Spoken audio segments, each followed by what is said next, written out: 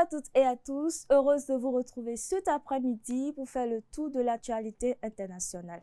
Au sommet de ce journal, au Sénégal, Saad Sarr présente son album West African Station, inspiré de la musique ouest-africaine post-indépendance. Au Cameroun, des séparatistes ambazoniens présumés arrêtés lors d'une perquisition en Flandre. Et puis au Qatar, 2 installations énergétiques à l'arrêt après des frappes iraniennes. Allô? Ah, je viens juste de sortir du resto. Non mais, c'était incroyable. Le décor, les lumières, le dessert. Attends, j'ai fait de superbes photos. Faut que je te les envoie. Raccroche pas. Oui, je t'envoie les photos.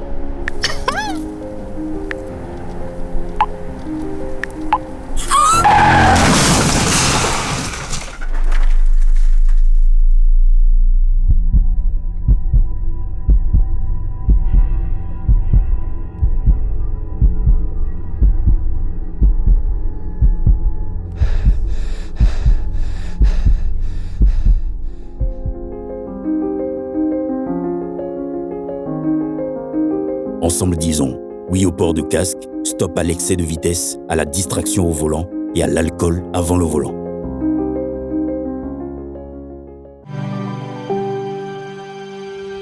Tu viens d'avoir le bac ou tu veux te reconvertir dans un domaine d'avenir, faire le choix du numérique et rejoindre l'école supérieure d'administration, d'économie, de journalisme et des métiers de l'audiovisuel ESAE. De nouvelles filières sont disponibles dès cette rentrée: informatique et multimédia, informatique industrielle et maintenance, réseau informatique et télécommunications, système informatique et logiciel, sans oublier les filières initiales: administration générale, administration des finances, administration des affaires, sciences juridiques, sciences économiques, sciences de gestion, journalisme et métiers de l'audiovisuel. ESAE est disponible sur 4 sites: Cotonou-Badjoumendé, Cotonou-Akpakpa, Abomey-Calavi et Parakou. Pourquoi choisir l'ESAE? Des formations conçues pour le marché de l'emploi, des enseignants expérimentés et passionnés, des infrastructures modernes avec équipement de pointe, des opportunités de stage et d'emploi garanties. Les inscriptions sont en cours et les places sont limitées. Ne rate pas ta chance,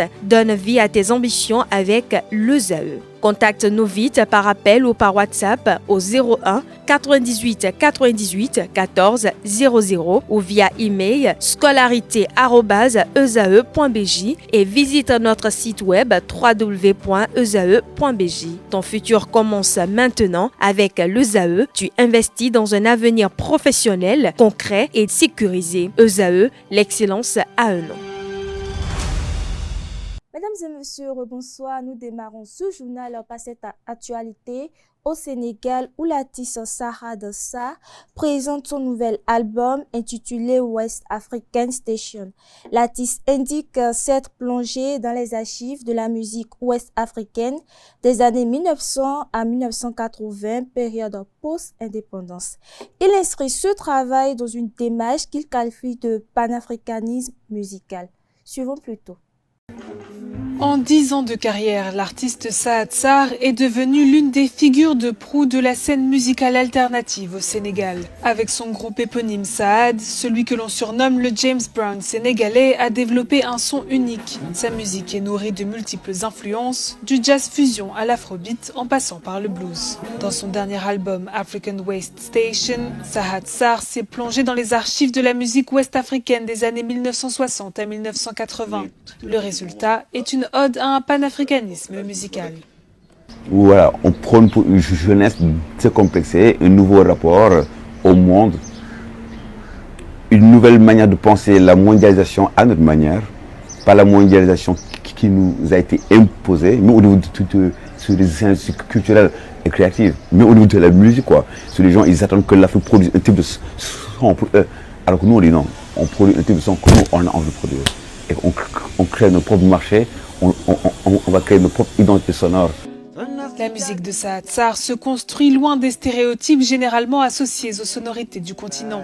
Dans son dernier album, l'artiste met aussi ses influences ouest-africaines au service d'un véritable propos politique. Saad Sarr prône une jeunesse libérée, prête à repenser le rapport de l'Afrique avec le monde.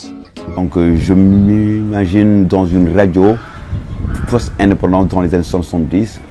Voilà, et que c'est un son qui est fait pour parler de toutes les luttes qui ont existé. African West Station, c'est un plaidoyer colonial aussi, un plaidoyer colonial. C'est une station de radio qui vibre et qui émet des ondes sur toute l'Afrique de l'Ouest. Donc on a essayé de mettre des sons de la Guinée-Conakry, du Mali, du Nigeria, du Ghana. On fait un voyage. Au-delà de sa propre carrière, Saad Sarr tente aussi de mettre la lumière sur une nouvelle génération d'artistes africains. Le musicien a fondé le festival Stéréo Africa à Dakar, dédié à la musique contemporaine du continent et de sa diaspora. La 5e édition de l'événement se tiendra au mois de mai dans la capitale sénégalaise.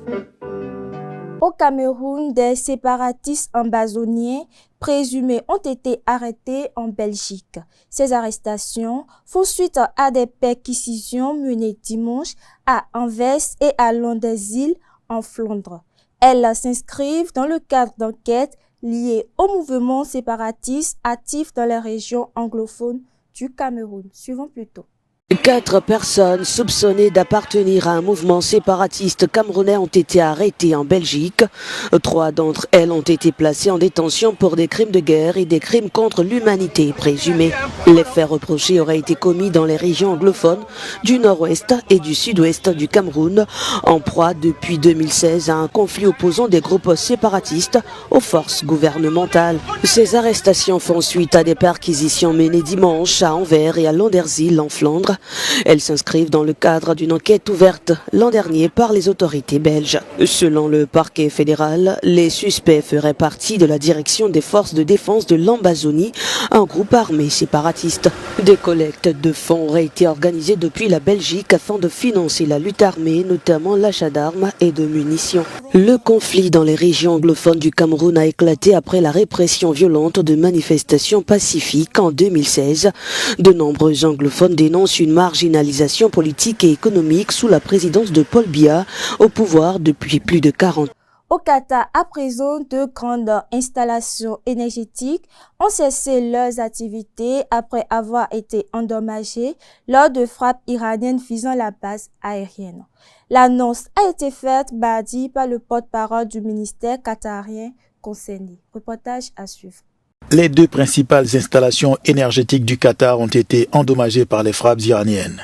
Au 4e jour de la guerre déclenchée par des attaques israélo-américaines sur Téhéran, le ministère qatari des Affaires étrangères évalue encore les dégâts. Les dégâts ont été limités et les opérations visant à évaluer d'un point de vue technique la sécurité des installations sont actuellement en cours. Nous avons adopté une posture défensive et nous sommes prêts à surveiller et à faire face à toutes ces attaques. Comme d'autres pays du Moyen-Orient, le Qatar subit de plein fouet les représailles de l'Iran après la mort de l'ayatollah Ali Khamenei, tué par les États-Unis et Israël.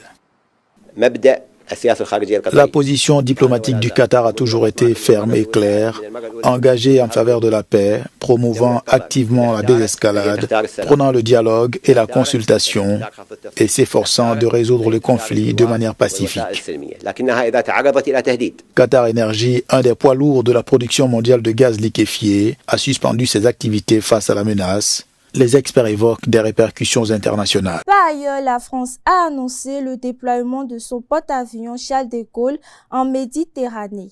Cette décision intervient dans un contexte d'aggravation du conflit au Moyen-Orient, selon une annonce faite mardi par le président Emmanuel Macron. Reportage à suivre. Un bouclier européen se met en place à Chypre. Emmanuel Macron s'est engagé mardi soir à envoyer la frégate Languedoc et des moyens aériens à l'île. Dans un discours télévisé, le président français a annoncé qu'il avait ordonné au porte-avions nucléaire Charles de Gaulle de mettre le cap sur la Méditerranée. Nous assurerons une coopération étroite avec nos alliés, nos partenaires européens et surtout nos amis grecs, a ajouté Emmanuel Macron. Le président français s'est entretenu par téléphone avec le président de la République de Chypre, Nikos Christodoulidis. Le président chypriote qui a aussi discuté avec le Premier ministre britannique Keir Starmer, celui-ci a assuré que Londres était pleinement engagé en faveur de la sécurité de Chypre et du personnel militaire britannique stationné dans ce pays. La base militaire d'Akrotiri avait été la cible de la première attaque sur le territoire d'un membre de l'Union européenne. Dimanche dernier, le Royaume-Uni a annoncé qu'il envoyait à Chypre des hélicoptères capables de contrer les drones, tandis que le navire de guerre Dragon devrait être déployé dans la région. Toujours en France, lors d'une allocution télévisée, Emmanuel Macron a imputé la responsabilité de l'escalade à l'Iran. Le président français a également condamné les frappes israélo-américaines. Suivons ensemble. La France redéploie son porte-avions Charles de Gaulle et son groupe aéronaval en Méditerranée face à la situation instable au Moyen-Orient. Dans une adresse à la nation mardi soir, le président Emmanuel Macron a voulu parer aux incertitudes des jours à venir. J'ai donné ordre que le porte-avions Charles de Gaulle, ses moyens aériens, son escorte de frégates, fassent route vers la Méditerranée. Le président français a annoncé l'arrivée de la frégate Languedoc et les moyens de défense aérienne supplémentaires au large de Chypre. En plus de ses 700 soldats dans la force onusienne au Liban, la France dispose de 900 militaires dans des bases aériennes, navales et terrestres aux Émirats arabes unis. Les États-Unis d'Amérique et Israël ont décidé de lancer des opérations militaires. Elles ont été conduites en dehors du droit international, ce que nous ne pouvons pas approuver. Il reste que l'histoire ne pleure jamais les bourreaux de leur peuple et aucun ne sera regretté. Au 4e jour de la guerre déclenchée par les frappes israélo-américaines contre l'Iran, la tension monte, l'alliance transatlantique est mise à l'épreuve selon les observateurs. La France a décidé de renforcer son arsenal nucléaire. Mesdames et messieurs, voilà qui met fin à cette édition. Merci de votre attention et très belle suite de programmes à vous.